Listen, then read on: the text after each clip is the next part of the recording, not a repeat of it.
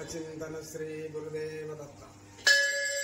కాషాయ వస్త్రం కరదండధారిణం కమండలం పద్మకరేణ శంఖం విక్రంగదాభూషిత భూషణాఢ్యం శ్రీపాదరాజం శరణం ప్రపద్యే.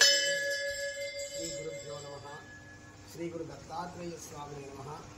దత్తాత్రేయ స్వామి వారి స్వయంభూ క్షేత్రమైన దత్తాచల క్షేత్రాన్ని ఆశ్రయించిన సమస్త భక్త మహాశైలికి తెలియచేయడం ఏమిటంటే, భక్తులారా, అమావాస్య, జ్యేష్ఠ బహుళ అమావాస్య ఈ నెల అంటే జూన్ 25వ తారీఖు బుధవారంగా క్షేత్రం నిర్ణయించడం జరిగింది.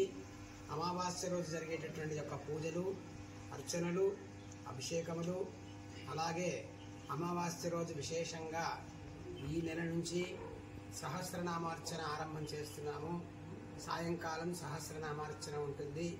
అలాగే ప్రతి అమావాస్యకి పల్లకి సేవ ఉంటుంది.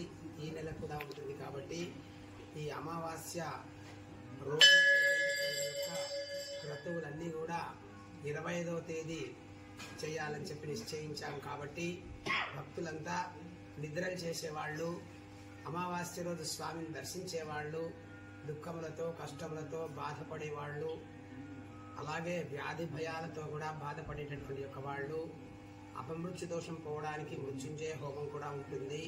కాబట్టి అమావాస్య 25వ తారీఖుగా నిశ్చయం చేయడం జరిగింది.